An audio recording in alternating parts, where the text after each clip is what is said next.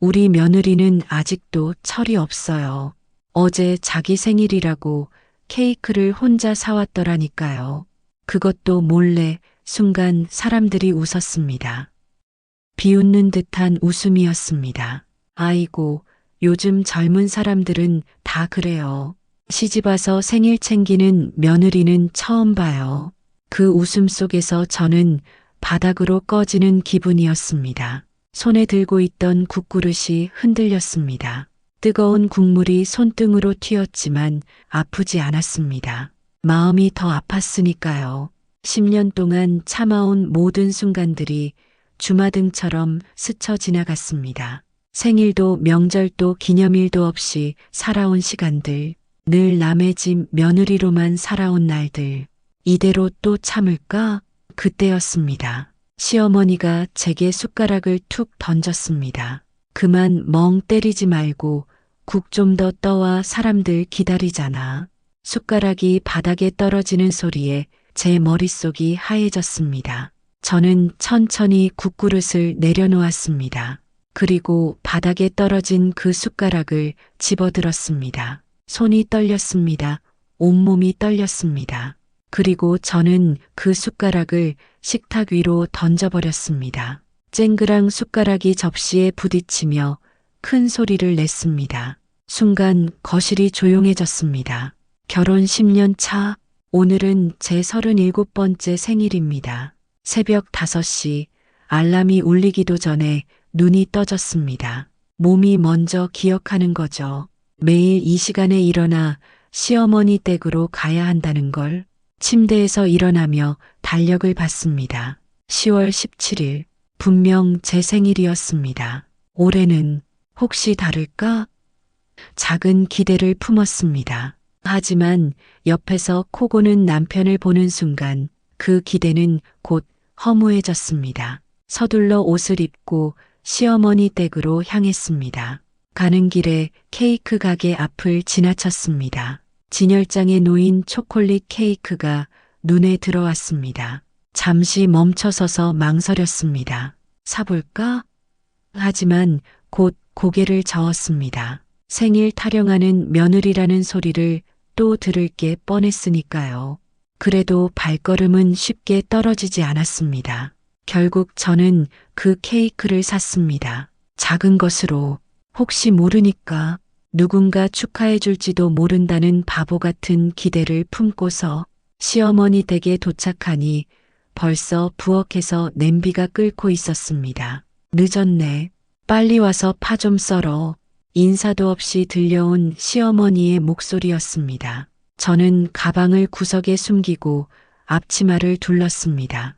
파를 썰고 국을 끓이고 반찬을 담았습니다. 손끝이 얼얼했습니다. 어젯밤 설거지를 하다가 베인 상처가 아직 아물지 않았거든요.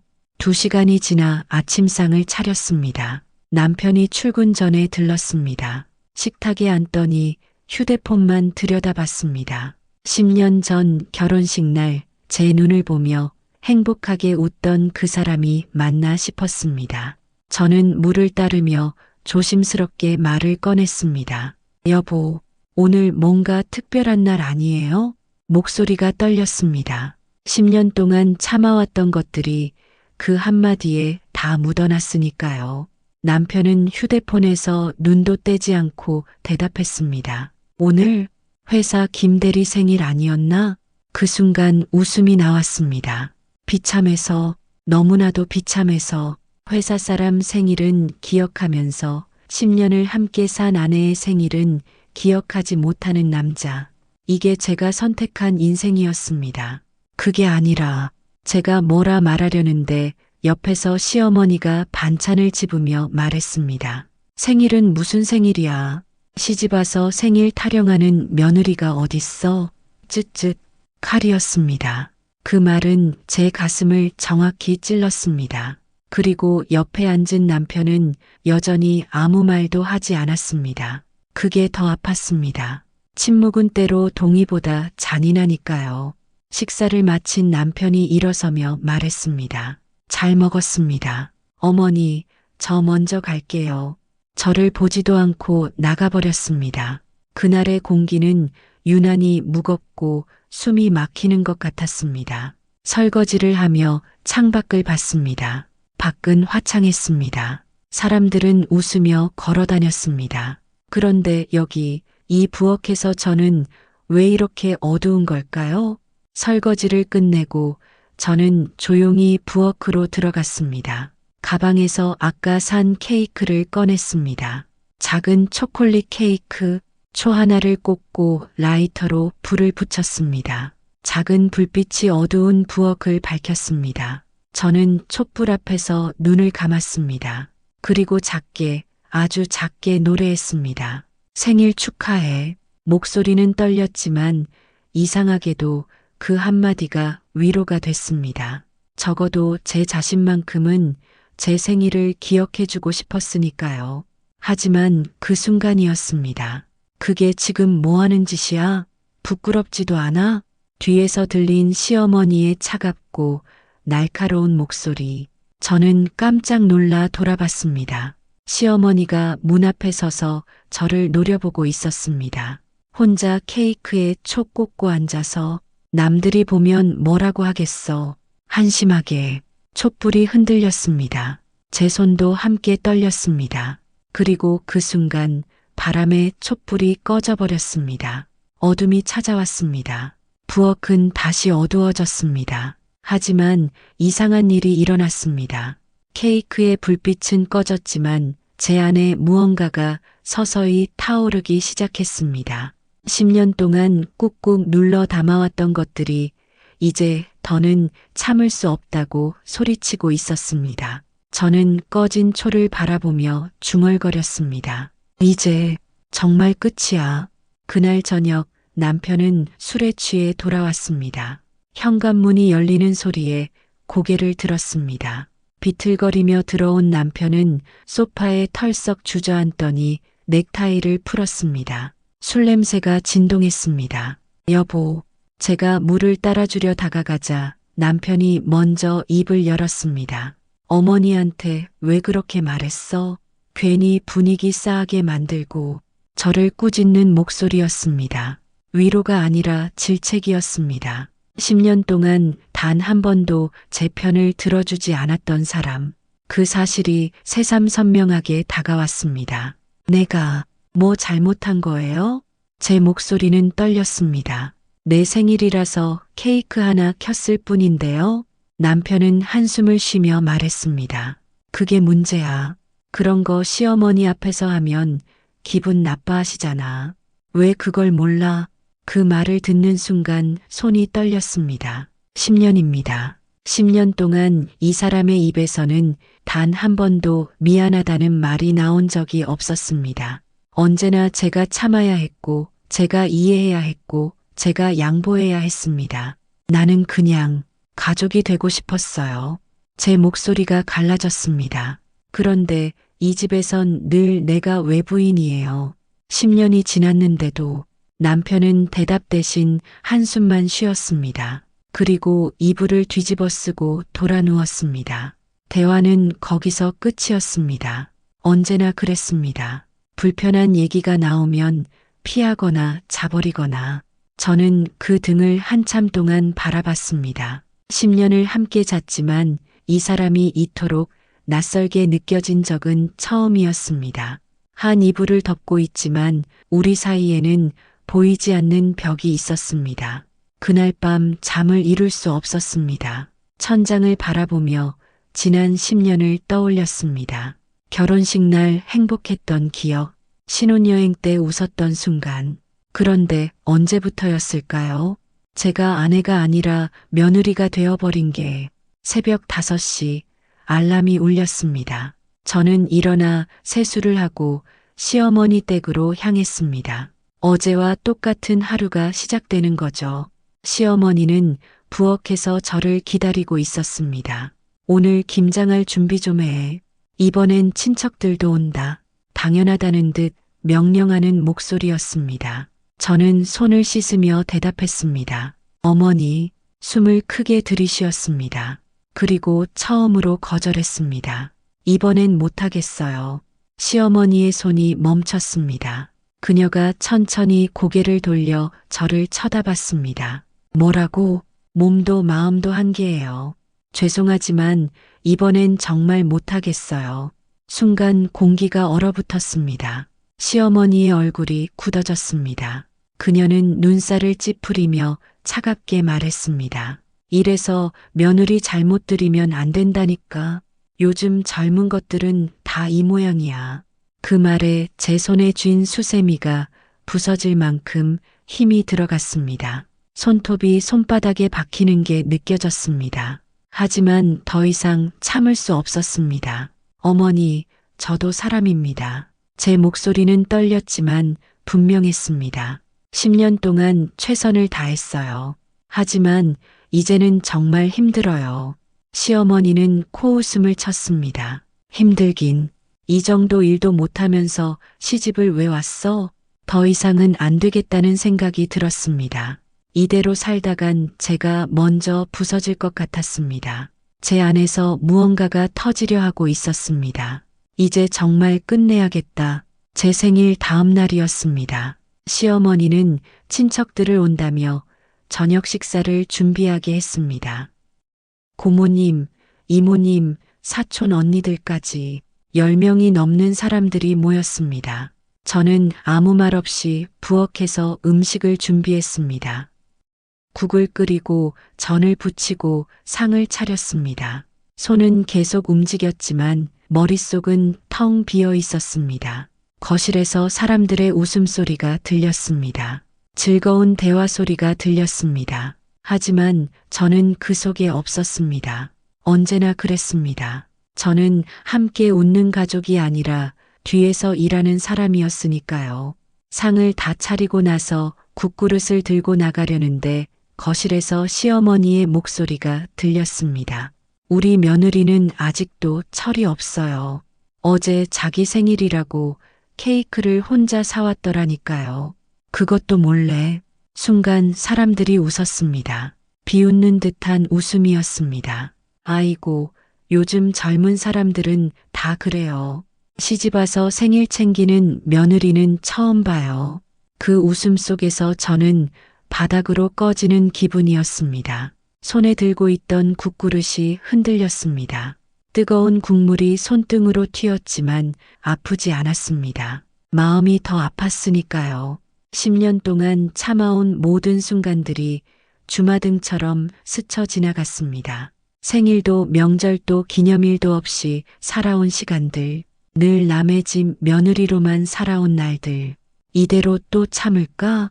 아니면 그때였습니다. 시어머니가 제게 숟가락을 툭 던졌습니다. 그만 멍 때리지 말고 국 좀 더 떠와.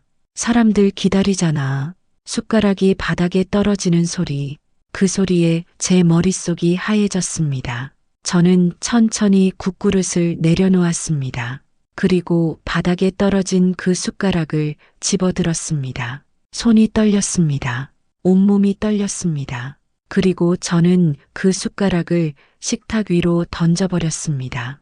쨍그랑 숟가락이 접시에 부딪히며 큰 소리를 냈습니다. 순간 거실이 조용해졌습니다. 모든 사람들이 저를 쳐다봤습니다. 그만하세요, 어머니. 제 목소리는 떨렸지만 분명했습니다. 저도 사람입니다. 며느리라고 다 참는 건 아니에요. 누구도 말을 하지 않았습니다. 친척들은 어리둥절한 표정으로 저를 쳐다봤고 시어머니의 얼굴은 새빨갛게 변했습니다. 지금 뭐라고 한 거야? 시어머니의 목소리가 떨렸습니다. 분노로, 수치심으로 10년 동안 참았어요. 생일도 포기하고 명절도 포기하고 제 인생도 포기하고 살았어요. 그런데 그게 당연한 건 아니에요.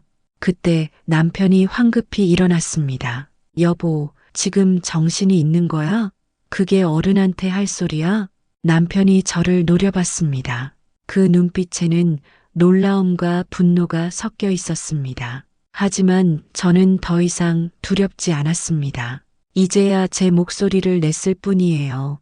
10년 만에 저는 앞치마를 벗어 의자에 던졌습니다. 그리고 가방을 들고 현관으로 향했습니다. 어디 가는 거야? 당장 돌아와.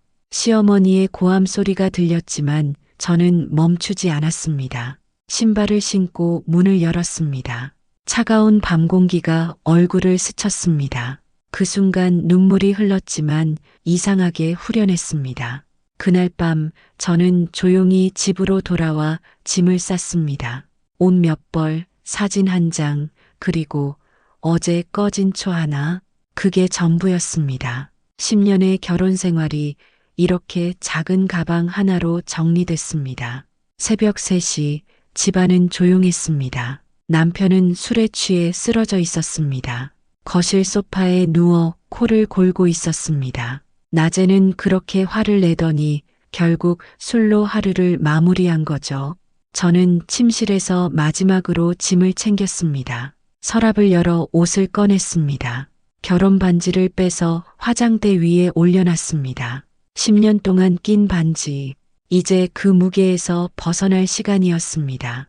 가방을 메고 거실로 나왔습니다. 소파에 누운 남편을 바라봤습니다. 10년 전 저는 이 사람을 사랑했습니다. 정말 사랑했습니다. 그런데 지금은 아무 감정도 느껴지지 않았습니다. 미움도 없었습니다. 그저 텅 빈 마음뿐이었습니다. 현관문 손잡이를 잡았습니다. 차갑게 느껴졌습니다. 손이 떨렸습니다. 정말 나가도 될까? 이렇게 끝내도 될까? 잠시 망설였습니다. 하지만 곧 손에 힘을 주었습니다. 문을 열었습니다. 밖으로 나서자 차가운 공기가 얼굴을 스쳤습니다. 10월의 새벽은 쌀쌀했습니다. 하지만 상쾌했습니다. 숨이 막혔던 집안보다 훨씬 숨쉬기 편했습니다. 이젠 끝이다. 작게 중얼거렸습니다. 눈물이 볼을 타고 흘렀습니다. 하지만 이번엔 슬픔의 눈물이 아니었습니다. 이건 해방의 눈물이었습니다. 버스 정류장까지 걸어갔습니다. 새벽이라 거리는 조용했습니다. 가로등 불빛만이 길을 밝히고 있었습니다. 제 그림자가 길게 늘어져 있었습니다. 정류장에 도착해 벤치에 앉았습니다. 가방 속에서 휴대폰을 꺼냈습니다. 화면을 켰습니다. 남편에게 마지막 메시지를 남기고 싶었습니다. 손가락이 떨렸습니다. 무슨 말을 해야 할까? 원망의 말, 아니면 미안하다는 말. 잠시 고민했습니다. 결국 저는 이렇게 썼습니다. 그동안 감사했어요. 이제 제 인생은 제가 지킬게요. 행복하세요. 전송 버튼을 눌렀습니다. 메시지가 전송됐다는 표시가 떴습니다. 순간 이상하게 후련했습니다. 10년의 무게가 조금 가벼워진 느낌이었습니다. 첫차 버스가 도착했습니다. 새벽 4시 30분. 저는 주저없이 올라탔습니다. 카드를 찍고 맨 뒷자리에 앉았습니다. 버스가 출발했습니다. 창밖으로 아파트가 멀어져 갔습니다. 10년을 살았던 그 집이 점점 작아졌습니다. 저는 그 풍경을 가만히 바라봤습니다. 버스 창문 밖으로 새벽빛이 번졌습니다. 동쪽 하늘이 서서히 밝아오고 있었습니다. 아직 어둠이 남아 있었지만 곧 해가 뜰 것 같았습니다. 그 순간 이상하게도 마음이 가벼워졌습니다. 10년간의 짐을 내려놓은 느낌이었습니다. 무겁던 어깨가 가벼워지는 게 느껴졌습니다. 이제 시작이야. 진짜 내 인생의 시작. 버스는 계속 달렸습니다. 새로운 하루를 향해, 그리고 저의 새로운 인생을 향해. 며칠 뒤 저는 친구의 원룸에 몸을 맡겼습니다. 대학 때부터 알고 지낸 친구였습니다. 제 상황을 얘기하자 흔쾌히 집을 내어줬습니다. 작은 공간이었습니다. 방 하나, 화장실 하나, 부엌도 방 한쪽 구석에 붙어 있는 작은 공간이었습니다. 하지만 이곳은 자유로웠습니다. 눈치 보지 않아도 됐고 허락받지 않아도 됐습니다. 제가 원하는 시간에 자고 일어날 수 있었습니다. 친구가 따뜻한 커피를 건네며 말했습니다. 잘한 거야. 너 정말 너무 오래 참았어. 저는 고개를 끄덕였습니다. 커피를 한 모금 마셨습니다. 쓴맛이 입안에 퍼졌지만 이상하게 달게 느껴졌습니다. 고마워. 내 덕분에 버틸 수 있을 것 같아. 친구는 제 어깨를 토닥였습니다. 여기서 천천히 쉬면서 내가 정말 원하는 게 뭔지 생각해봐. 이제 내 인생이야. 그날 저녁 친구가 야근으로 나가고 혼자 남았습니다. 조용했습니다. 시어머니의 잔소리도 없었고 남편의 한숨 소리도 들리지 않았습니다. 창밖을 봤습니다. 도시의 불빛들이 반짝였습니다. 사람들은 저마다의 삶을 살아가고 있었습니다. 저도 이제 제 삶을 살 수 있을 것 같았습니다. 그날 밤 저는 처음으로 제 이름을 불렀습니다. 지연아. 목소리가 떨렸습니다. 정말 고생 많았어. 10년 만에 제 이름을 부르는 기분은 묘했습니다. 시집와서는 언제나 며느리, 애 엄마 너였습니다. 하지만 이제는 다시 지연이 될 수 있었습니다.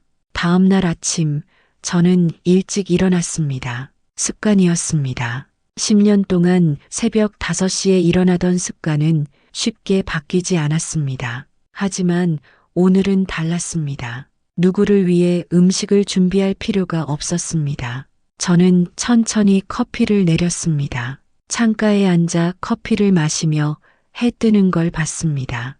평화로웠습니다. 이런 아침이 이렇게 아름다운 줄 몰랐습니다. 며칠이 지났습니다. 남편에게서 전화가 몇 번 왔습니다. 하지만 받지 않았습니다. 아직 준비가 되지 않았으니까요. 시어머니에게서도 문자가 왔습니다. 돌아오라는 내용이었습니다. 하지만 사과는 없었습니다. 일주일이 지난 어느 날 저는 작은 카페에서 아르바이트 자리를 구했습니다. 오전 10시부터 오후 4시까지 길지 않은 시간이었지만 제 돈을 버는 기분은 새로웠습니다. 카페 사장님은 따뜻한 분이었습니다. 천천히 배우면 돼요. 힘들면 언제든 말하고요. 그 말 한마디가 고마웠습니다. 10년 동안 들어본 적 없는 말이었으니까요. 그날 저녁 저는 생애 처음으로 제 돈으로 케이크를 샀습니다. 작은 케이크가 아니라 제법 큰 케이크였습니다. 딸기가 올라간 생크림 케이크였습니다. 원룸으로 돌아와 작은 테이블 위에 케이크를 놓았습니다. 초 하나를 꽂고 불을 붙였습니다. 촛불이 어둠 속에서 흔들렸습니다. 저는 촛불을 바라보며 작게 노래했습니다. 생일 축하합니다. 생일 축하합니다. 사랑하는 지연이의 생일 축하합니다. 눈물이 흘렀습니다. 하지만 이번엔 따뜻했습니다. 이건 외로움의 눈물이 아니라 해방의 눈물이었으니까요. 촛불을 불어 끄면서 저는 소원을 빌었습니다. 앞으로는 내가 나를 사랑하며 살겠습니다. 누구의 허락도 필요 없이 케이크를 한 입 베어 물었습니다. 달콤했습니다. 10년 만에 먹어보는 생일 케이크는 세상에서 가장 맛있었습니다. 한 달이 지났습니다. 카페 일에도 익숙해지고 작은 원룸도 제법 집 같아졌습니다. 화분도 사고 커튼도 바꿨습니다. 제가 좋아하는 색깔로, 제가 원하는 스타일로. 어느 화창한 오후였습니다. 카페에서 일을 마치고 집으로 돌아오는 길이었습니다. 휴대폰이 울렸습니다. 화면을 보니 시어머니였습니다. 잠시 망설였습니다. 받아야 할까 말아야 할까? 하지만 언젠가는 마주해야 할 일이었습니다. 저는 전화를 받았습니다. 여보세요. 너. 시어머니의 목소리가 들렸습니다. 예전처럼 차갑지는 않았습니다. 뭔가 다른 느낌이었습니다. 네, 어머니. 너. 그래도 며느리가 이러는 건 아니지 않니? 한 달 넘게 연락도 없고 여전히 그런 말투였습니다. 하지만 이번엔 화가 나지 않았습니다. 이제 이 사람에게 기대하는 것도 바라는 것도 없었으니까요. 저는 창가로 걸어가 밖을 내다보며 조용히 말했습니다. 어머니, 이제 며느리가 아니라 한 사람으로 살고 싶어요. 전화 너머로 잠시 침묵이 흘렀습니다. 그리고 시어머니는 처음으로 조금 다른 목소리로 말했습니다. 내가 그렇게까지 힘들었을 줄은 몰랐다. 그 한마디에 마음이 조금 풀렸습니다. 완벽한 사과는 아니었습니다. 하지만 적어도 처음으로 제 마음을 인정받은 것 같았습니다. 괜찮아요. 이제 다 지나간 일이에요. 제 목소리는 담담했습니다. 원망도 없었고 미움도 없었습니다. 그냥 각자의 길을 가면 될 것 같아요. 시어머니는 한참을 아무 말이 없었습니다. 그리고 작게 말했습니다. 그래, 몸 건강히 지내거라. 전화가 끊어졌습니다. 저는 휴대폰을 내려놓고 창밖을 바라봤습니다. 해질녘이었습니다. 하늘이 주황빛으로 물들고 있었습니다. 이상하게 마음이 편안했습니다. 이제 더 이상 미워하지 않아도 됐습니다. 용서한 건 아니었습니다. 그냥 내려놓은 것이었습니다. 며칠 뒤 남편을 만났습니다. 이혼 서류에 서명하기 위해서였습니다. 조용한 카페에서 마주 앉았습니다. 서류를 보며 남편이 말했습니다. 정말 이렇게 끝내는 거야? 저는 고개를 끄덕였습니다. 응, 우리 더 이상 가족이 아니었잖아. 10년 동안 남편은 아무 말도 하지 못했습니다. 사실이었으니까요. 서류에 서명을 하고 일어섰습니다. 남편이 저를 불렀습니다. 지연아, 10년 만에 처음 들어보는 제 이름이었습니다. 미안해. 늦은 사과였습니다. 하지만 의미는 있었습니다. 저는 작게 웃었습니다. 나도 고생했어. 카페를 나섰습니다. 차가운 바람이 불었지만 상쾌했습니다. 10년의 무게를 완전히 내려놓은 기분이었습니다. 집으로 돌아오는 길 꽃집에 들렀습니다. 노란 장미 한 다발을 샀습니다. 희망의 색이었습니다. 원룸에 도착해 꽃을 꽂았습니다. 창가에 놓으니 방 안이 환해졌습니다. 그날 밤 저는 일기를 썼습니다. 10년 만에 처음이었습니다. 오늘 나는 진짜 내가 되었다. 누군가의 며느리도 누군가의 아내도 아닌 온전히 나 자신으로. 이제 시작이다. 진짜 내 인생의 시작. 일기를 덮고 침대에 누웠습니다. 천장을 바라봤습니다. 10년 전 결혼식 날을 떠올렸습니다. 그때의 저는 행복할 줄 알았습니다. 하지만 진짜 행복은 지금이었습니다. 혼자이지만 자유로웠고 외롭지만 평화로웠습니다. 눈을 감았습니다. 내일은 어떤 하루가 될까요?